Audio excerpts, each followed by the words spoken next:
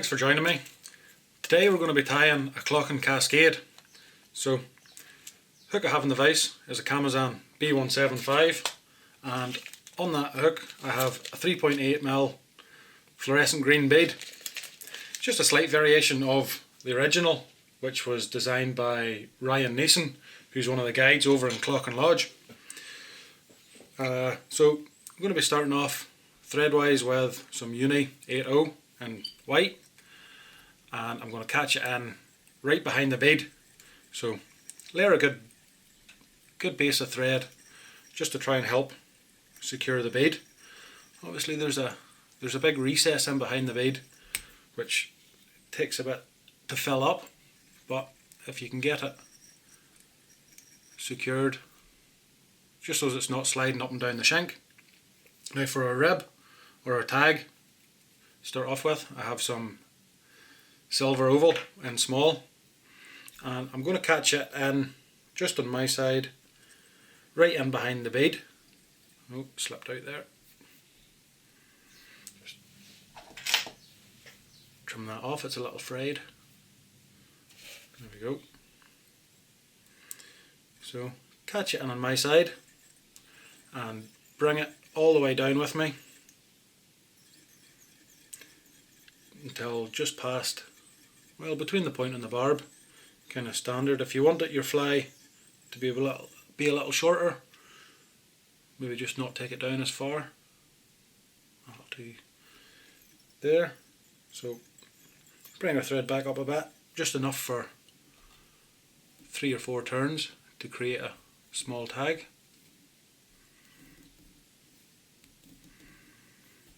Yep, thread over the top.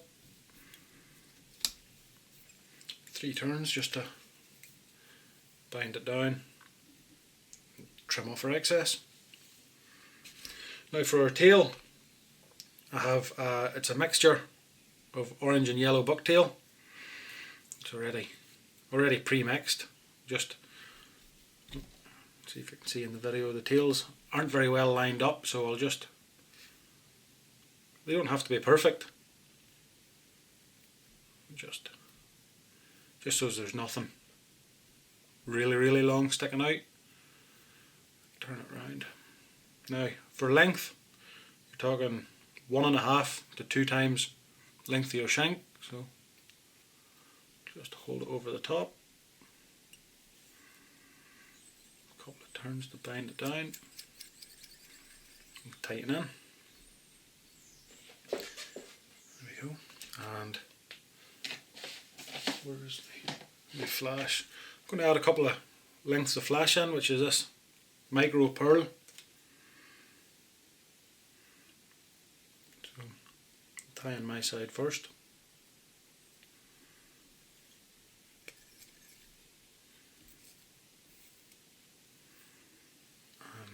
And now the other side. I like to tie them in slightly longer than the tail, and then if you do find that one's longer than the other, they're easier to trim down. Do that at the end of the fly. So I'll just trim off this bucktail to get it out of the way. Separate that flash, I'll use that for later. And then just bind everything down, taking your white thread up to the head or the bead. So at this point I'm just going to whip finish off.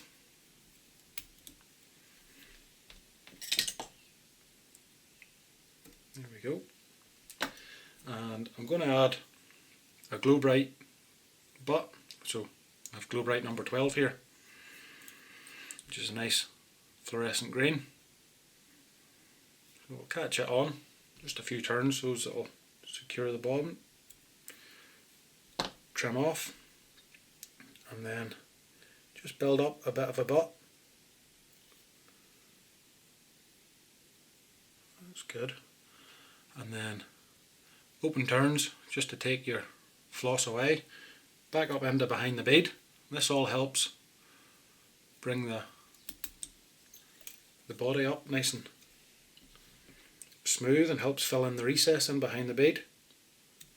So we'll trim that off, and then just for added durability I'll add a little bit of varnish, usually 2 coats of varnish. I prefer varnish to the UV resins as the varnish soaks into the thread. So I just think it makes a stronger job, whereas the UV resin kind of sits over the thread and it can make it a little bulky. So rather than have to wait for that to dry and add another coat and wait for it dry to continue the fly, I have another one here pre-made and ready to go. So we'll just take this one out and add the one from earlier that has already had the 2 coats of varnish and is ready to tie on. So again, we'll catch on with our white thread in behind the eye, or in behind the bead, and we'll add a rib, which same as our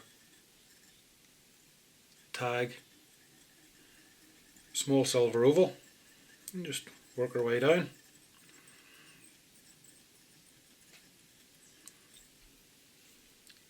So for our body, I'm going to be using some silver and gold Mylar. I'll just peel off the length of that, and we're going to be wanting silver, so tie it in gold side out and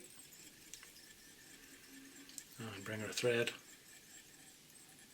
back up to our bead and counterwind tight or overlapping turns. See what that is. Not too sure about that. I think I'm just going to have to bring that thread down again to smooth out. There's a bump there, and there we go, just about there somewhere. The tinsel just does not want to wind up smooth. Let's see if this is any better. It looks a little bit better. So overlapping turns all the way up to, well, you don't have to go right up to the bead, but to within a couple of mil anyway. Secure it down, trim off our waist, and then we bring our rib, open turns, 4 or 5 turns should be enough.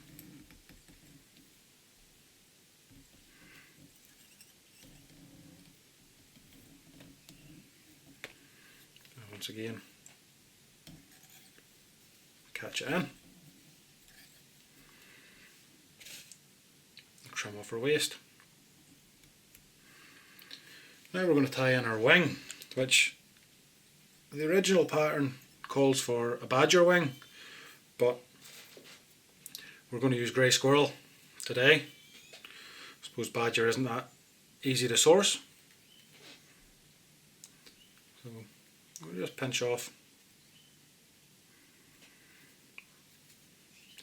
It's probably about, fibre wise, probably about 1/4 of an inch. Trim it off. You can put it in the hair stacker if you want to bring all the edges in, but that's not too bad. Sometimes I don't really like them, everything to be looking too straight and clean. That's nice. Sometimes I think maybe the wing, it should have a little taper to it. I suppose at the end of the day they're fishing flies and not something that's going into a frame. So for the length of our wing, again, personal preference. Some people like them short, some people like them extending right into the tail. For me, I like it just sort of past the bend of the hook. So offer it up and measure it. Swap our fingers and trim off.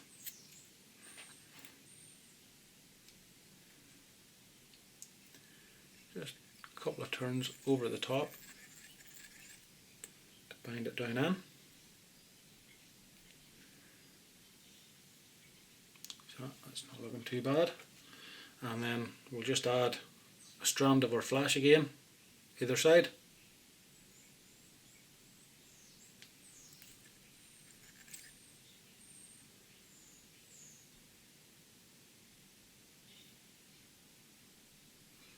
Again, I'll tie the flash in relatively long, and then at the end of the fly I can trim it.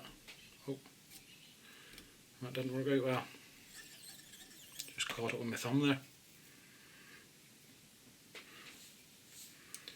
And that just leaves, just where it's pulled through the thread, it's left everything a bit of a pig's tail.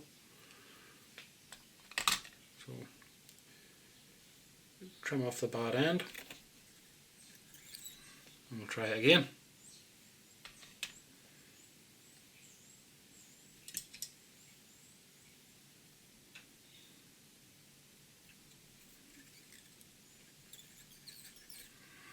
Right, let's see if I can do this right this time.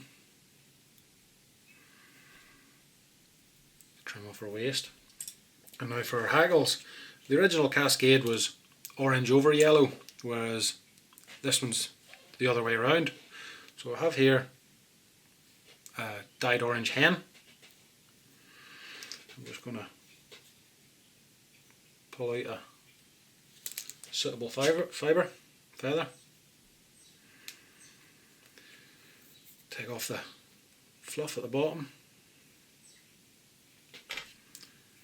Just catch it in with my hackle pliers first and double it over slightly.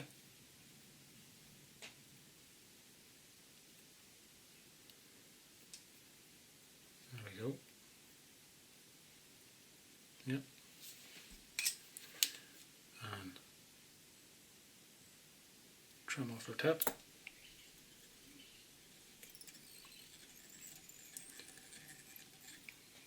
Catch your hackle in and we'll start to wind. Oh, pulled out.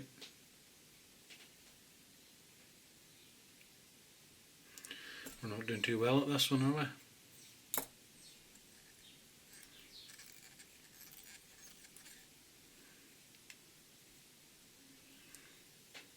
There we go.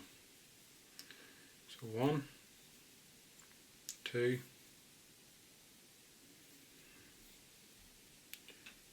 3 turns over hen, catch it in, trim it off. So our white thread doesn't really go too well with the colour of bead. So what I'm going to do is just quickly whip finish off here and change thread to something that matches it a bit better. So we have UTC fluorescent green.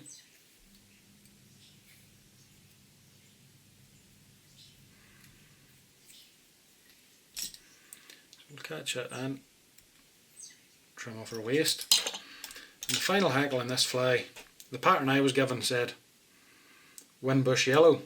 So I have here a Sunburst badger, which I suppose is probably a pretty good match for it. Pull off our feather, take our fluff off, and again just double our fibres over.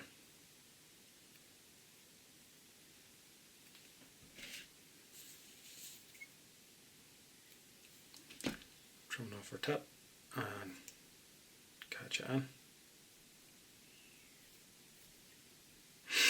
These beadhead singles seem to be very popular. Sort of a few rivers over here now have changed to singles, and it's a good way of adding a bit of extra weight to your fly. I know the past season or two I've tied quite a lot of them for boys, mostly for the river fin in Donegal. And you can use either a brass bead or a tungsten bead, just depending on how much weight you want added into it. I'm going to trim that off. just sort of to tidy everything up. We'll get a few wraps of thread to help fold these fibres back. Sticking forward a bit there. I'm sure if they were varnished, and looks to be sticking out quite a lot in the video, but once it's fished with a time or two, they should lie back a bit flatter. It's maybe even just the camera angle. There we go. Now we'll whip finish. Half a dozen or so turns.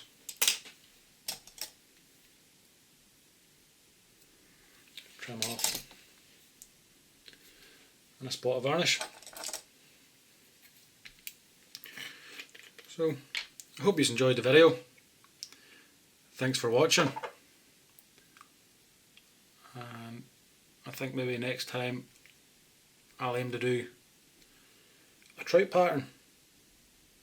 So our last couple of videos have both been salmon videos, so we'll try and mix it up a bit. Alright, thanks for watching. See you next time.